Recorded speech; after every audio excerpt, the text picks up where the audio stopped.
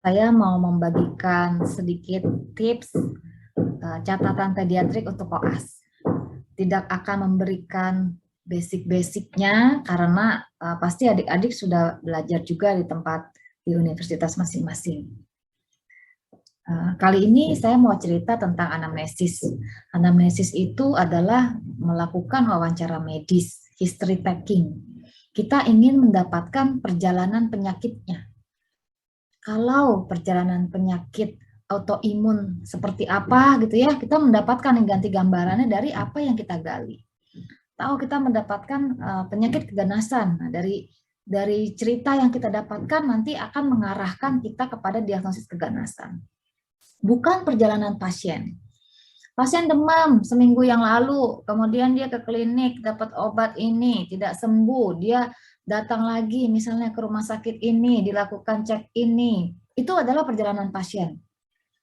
Nah, dia mau naik angkot, apa mau dia bagaimana, itu adalah perjalanan pasien ya. Seringkali adik-adik koas menceritakan ini di RPS ya, riwayat penyakit sekarang. Padahal yang mau kita tahu itu adalah perjalanan penyakitnya. Kalau dia prolong fever, demam lebih dari 2 minggu, demamnya bagaimana? Apa yang menyertai si demam? Jadi fokusnya dengan penyakit yang kita gali untuk mendapatkan data-data tambahan sebanyak mungkin supaya kita mendapatkan diagnosis. Anamnesis yang tajam, 80% diagnosisnya benar. Ya, jadi ada istilah 70% sampai 80% diagnosis itu bisa ditentukan dengan anamnesis yang tajam. Bagaimana caranya anamnesis yang tajam? Nah, saya ada beberapa tips. Yang pertama, kita harus kuasai teori. Teorinya, kalau saya mau anamnesis pasien dengan keluhan perdarahan, apa sih yang saya harus pikirkan? Nah, kita harus tahu dulu teori perdarahan tuh kayak apa. Siapa yang bertanggung jawab terhadap hemostasis, trombosit, vaskular, faktor koagulasi. Kalau nggak tahu teorinya, mau nanya apa? Nah, sekarang saya tanya, pasien kalau dengan perdarahan spontan, misalnya ada mimisan dan sebagainya, saya mau tahu apakah ada masalah ketiga hal tersebut, saya juga harus belajar apa saja yang menyebabkan gangguan di ketiga hal tersebut. Contohnya itu. Gangguan trombosit, penyakitnya apa aja sih? Nah, setiap penyakit akan saya pelajari dan akan membuat saya menjadi sangat kaya untuk informasi yang untuk saya gali.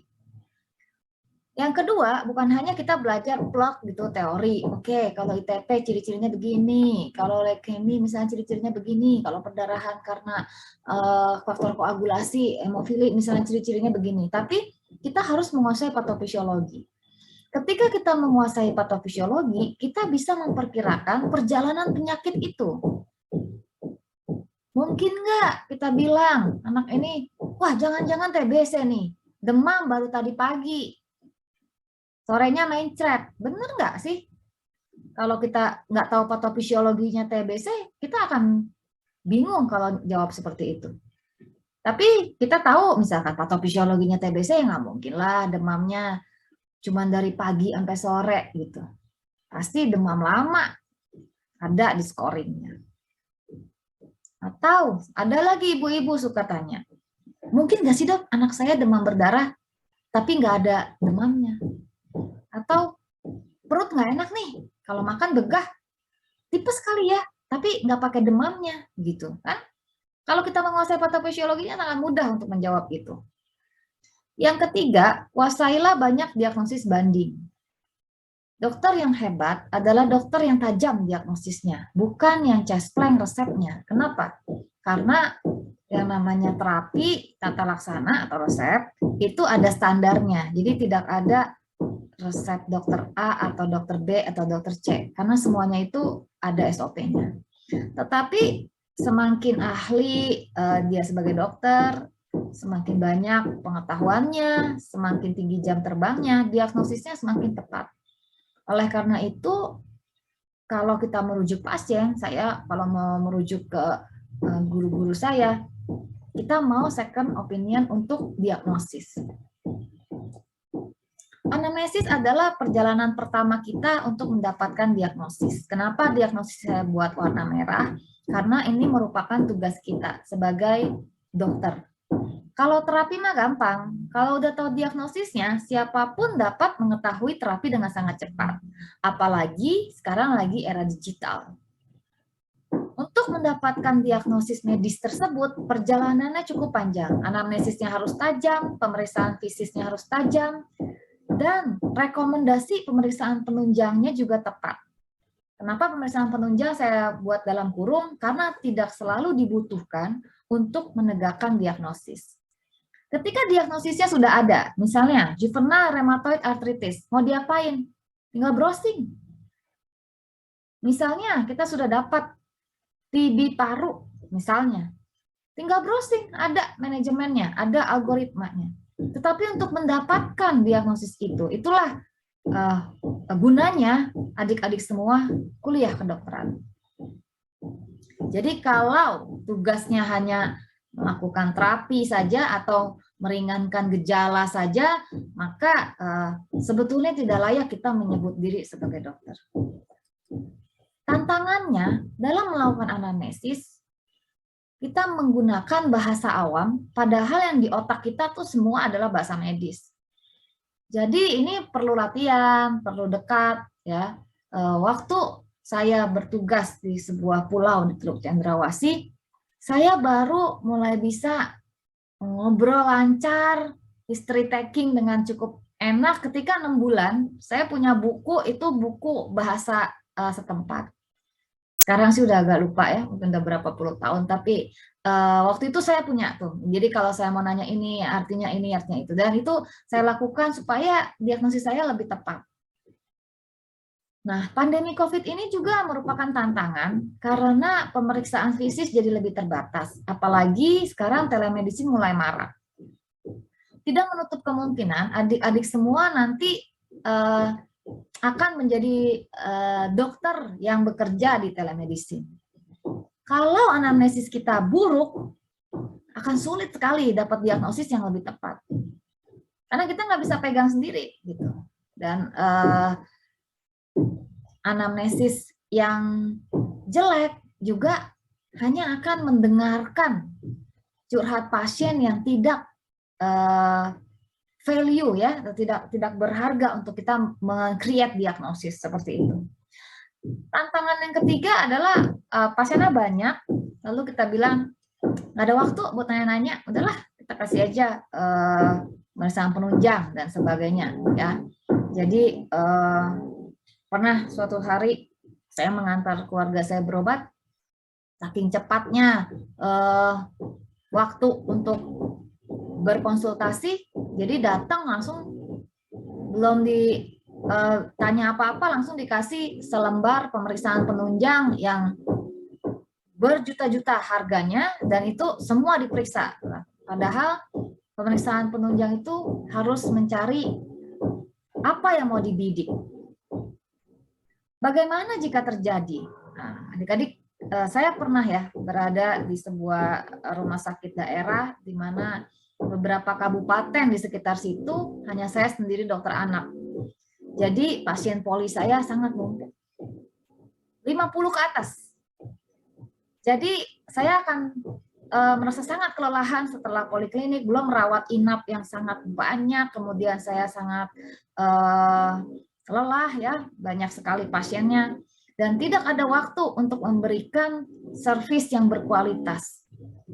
Lalu dosen saya, Dr. Purnamawati bilang, kamu harus keluar dari itu, harus diturunkan jumlah pasien yang datang ke rumah sakit. Ya bergulirnya waktu saya melakukan edukasi kepada masyarakat bagaimana mereka harus menangani common problem pediatrik di rumah. Kemudian saya masuk ke dalam suku dinas kesehatan. Semua dokter-dokter puskesmas kita latih untuk menangani kasus-kasus yang sebenarnya dia tidak perlu rujuk ke rumah sakit daerah. Baik itu ada malaria, pneumonia gitu ya, diare muntah dan sebagainya. Akhirnya seiring dengan waktu turunlah angka ke rumah sakit, rujukan ke rumah sakit. Dan itu semuanya happy ya. Meskipun cuman sedikit akhirnya jumlah pasien yang dirujuk, saya sangat happy karena saya merasa saya jadi dokter anak. Kasus-kasus yang menurun itu adalah kasus-kasus yang memang seharusnya dilakukan oleh dokter di puskesmas.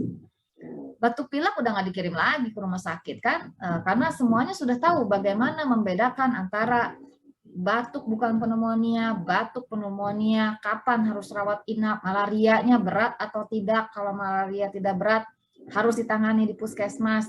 Jangan sampai demam dikit, lalu dia harus ke rumah sakit. Dan sebagai dokter anak ya, menangani kasus-kasus batuk pilek itu seperti chef, terus chef yang ngerasa sudah sekolah gitu chefnya, terus ditanya, kamu paling suka masak apa sih? Tiap hari masaknya apa ya? Mie instan. Kan malu ya. Jadi seperti itulah kalau kita tidak melakukan edukasi dan akhirnya kita jadi numpuk dengan common problem yang bukan sebenarnya kompetensi kita. Nah, jadi selain melakukan edukasi kepada dokter-dokter di puskesmas, kita juga melakukan edukasi kepada masyarakat karena tidak semua penyakit juga dia bisa langsung ke puskesmas ya. Jadi banyak yang bisa ditangani di rumah. Oleh karena itu anamnesis yang berkualitas membutuhkan waktu dan membutuhkan perjuangan untuk memberikan waktu tersebut. Sampai sekarang saya praktek, saya batasin pasien saya supaya saya tetap bisa melakukan good quality medical service. Nah, ini contoh ya, kalau kita mau melakukan edukasi kepada pasien atau bertanya kepada pasien, yang kita tahu kan retraksi, takipmu, sianosis, letargis ya. Yang bisa kita gali misalnya, mampu nyusu nggak? Kalau sesekan nggak mungkin nyusu. Apakah ada bengek? Misalnya kan orang-orang banyak taunya bengek. Bibirnya bagaimana, biru, tarikan otot seperti apa? Mampu nggak tidur terlentang? Untuk menggali dia sesak atau enggak. Nah, ini mungkin bisa adik-adik gunakan kalau menjadi dokter telemedicine. Dehidrasi yang kita tahu tuh turgor, diuresis, ya, letargis, tapi kita bisa membuatnya menjadi bahasa awam dengan kita tanya riwayat buang air kecilnya, kita lihat apakah anaknya kehausan, lalu kita bisa menilai loss-nya, kehilangan cairannya bagaimana, berapa banyak muntah dan diarenya.